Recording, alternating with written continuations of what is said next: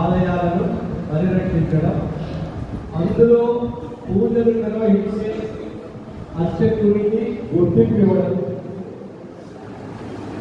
ఇది దేవాలయం ఏ కేటగిరీ కింద ఉంది, అది ఏనా బీనా సీనా. ఏ అయితే ఆ గుడి పరిధిలో ఉన్నటువంటి దేవాలయ బాల్య భూములు ఎంత, ఆ గుడి పరిధిలో ఉన్నటువంటి దేవాలయం ఆదాయం ఎంత.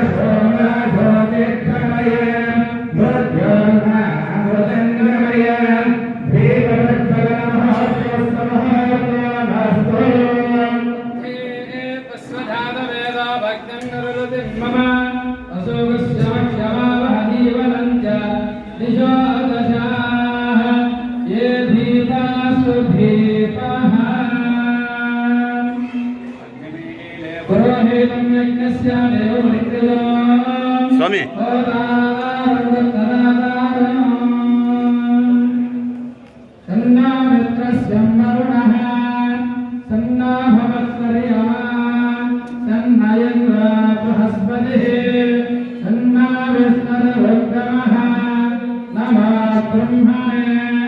नमस्ते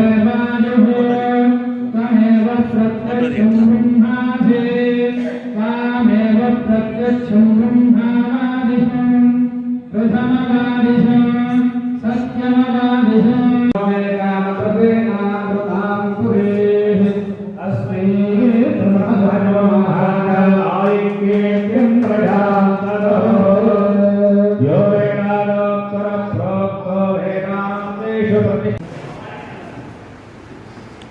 అదేవిధంగా భక్తరపల్లి ఆంజనేయ నరసింహస్వామి దేవాలయ అర్చకులు వేణు స్వామిని కూడా సత్కరించవలసిందిగా కోరుతున్నాం. మహేశ్వర రాజాయ ప్రసన్నదాయిని నమో వయం వై శ్రవణాయ గోమహే సమేహామాంగామకామాయ మహ్యం. ఓం గురుదేవతాభ్యాయ నమః. విఘ్నేశ్వర పార్వతీ పరమేశ్వరాయ నమః. శ్రీమన్నారాయణ శ్రీ మహాలక్ష్మి దేవతాభ్యాయ నమః. ఇక్కడ విచ్చేసిన అధికారులకు అర్చకులకు మనస్ఫూర్తిగా హృదయపూర్వక నమస్కారములు. ముఖ్యమైన విషయం ఏమంటే ప్రతి ఒక్క అర్చకుడు సమస్యలో కూరుకొని పోయినారు. కావున ప్రతి ఒక్కరిని, ప్రతి ఒక్క గ్రామాన్ని, ప్రతి ఒక్క మండలం, ప్రతి ఒక్క 2 జిల్లాలో కూడా ప్రతి ఒక్కరికి ఏ విధంగా ముందుకెళ్లాలో మనం తెలియజేస్తున్నాము.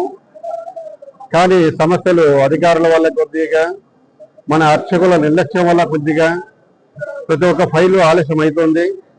దీని గురించి కూడా అధికారులకు చాలా క్లుప్తంగా చెప్పడం జరిగింది. అసిస్టెంట్ కమిషనర్ గారు చెప్పడం జరిగింది, డీసీ గారు చెప్పడం జరిగింది, కమిషనర్ గారు చెప్పడం జరిగింది. దేవాదాయ భూమి సమస్య ఏమంటే ప్రతి ఒక్క చోట సమస్య ఏర్పడుతుంది. ఆ గ్రామంలో ఏమవుతుందంటే ఏ పార్టీ వస్తే ఆ పార్టీనే దానికి బలం చేకూరుతుంది. ఈ అర్చకుడు నలిగిపోతున్నాడు, వాళ్ళకి చెప్పలేక వీళ్ళకి చెప్పలేక. ఈ భూముల విషయంలో చాలా అన్యాక్రాంతంగా ఉంది. దాంట్లో కొన్ని గ్రామాల్లో కూడా అది రిజిస్టర్ చేయించుకొని వాళ్ళ పేరుతో కూడా పట్టాదారు పాస్ పుస్తకాలు చాలా దేవస్థానం చేసుకున్నారు. దాన్ని కూడా ఆర్డీఓ గారు చెప్పడం జరిగింది. దాని గురించి అతి తొందరలో చర్య తీసుకుంటామని చెప్పారు. కలెక్టర్ గారికి చెప్పాము, చర్య తీసుకుంటామని చెప్తున్నారు. కానీ దానికి పూర్తి సమాధానం మనకు రాలేదు. దానికి దేవాదాయ మినిస్టర్ గారు కూడా మనం తెలియజేశాము.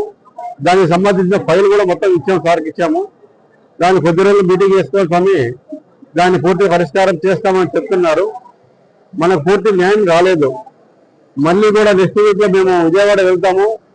కమిషనర్ గారి దగ్గరికి వెళ్ళి, మినిస్టర్ దగ్గరికి వెళ్ళి ఈ సమస్యలన్నీ పరిష్కరించాలనేసి తెలియజేస్తాం. సమావేశం ఏర్పాటు చేసుకునేసి నన్ను ఇచ్చేసి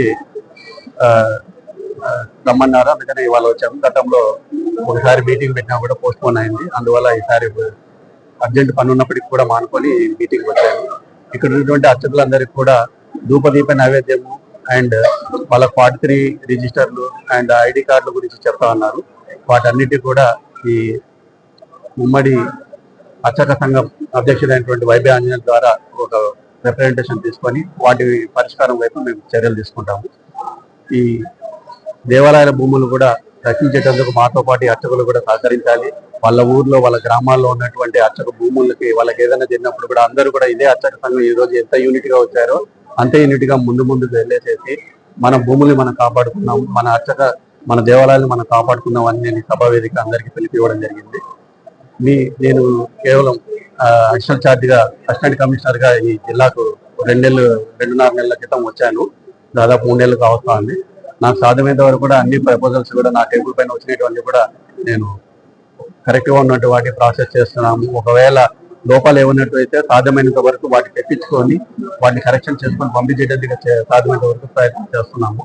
ఇప్పటి వరకు 151 అర్చకులకి దేవాలయాల్లో పనిచేస్తున్నటువంటి వారి కనీస వేతనం కింద ప్రతి నెల 20 లక్షలు, దాదాపు 20 లక్షలు వాళ్ళ ఖాతాల్లో మేము నేరుగా జమ చేయడం జరుగుతోంది. కనీస వేతనం కూడా రాని మా యువల్ దేవస్థానంలో పనిచేస్తున్నటువంటి అర్చకులకు ఇవ్వడం జరుగుతోంది.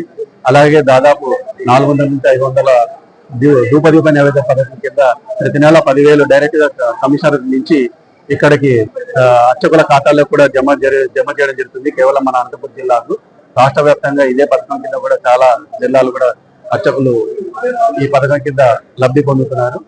ఇంకా కూడా నేను వచ్చిన తర్వాత కూడా దాదాపు 17 అప్లికేషన్స్ కూడా శాంక్షన్ అయ్యి కొత్తగా ఇప్పుడు మళ్ళీ కూడా దాదాపు 50 అప్లికేషన్స్ కూడా వచ్చాయి. వాటన్నిటి కూడా ప్రాసెస్ చేసి కరెక్ట్ గా ఉన్న వాటిని పై అధికారులకు పంపడం జరుగుతుంది. ఈ వేదిక మూలంగా ఈ విధంగా తెలుసుకుంటున్నాను. Thank you sir. అదే చెప్తున్నాం, ఇది తల్లికి వందన పథకం అనేది మాకు శాఖకు సంబంధించినది కాదు. ధూపదీప నైవేద్య పథకం అనేది మా శాఖకు సంబంధించి వాటికి సంబంధించి ప్రతి నెలా పడుతున్నాయి. వాటి మీద ఫిర్యాదులు అయితే ఏమీ లేవు. తల్లికి వందనం వాళ్ళకు రావట్లేదు అంటే తల్లికి వందనం సంబంధించిన వాళ్ళ దగ్గర విచారించుకోవాలి. వాళ్ళకి ఏమైనా ప్రాబ్లం ఉంటే కనుక ఆ ప్రాబ్లం నివృత్తి కోసం మాకేమన్నా రాస్తే మా శాఖ వాళ్ళు direct head of the department కానీ మా జిల్లా వల్ల అయితే కనుక జిల్లా వాళ్ళకి కానీ రాస్తే కనుక వాళ్ళకి ఏది ఉందో నివృత్తి చేయడానికి మేము సిద్ధంగా ఉన్నాం. ఆ శాఖ నుంచి మాకు రావాలి, లేదా వీళ్ళు వెళ్ళి వాళ్ళు అక్కడికి ప్రశ్నిస్తే కనుక వాళ్ళు ఒక సరైన సమాధానం చెప్తుంది. దానికి తగ్గట్టుగా ఆలోచించి వాళ్ళు తదుపరి చర్యలు తీసుకోవడానికి అవకాశం ఉంటుంది. ఇది మా శాఖకు సంబంధించిన సమస్య కాదు.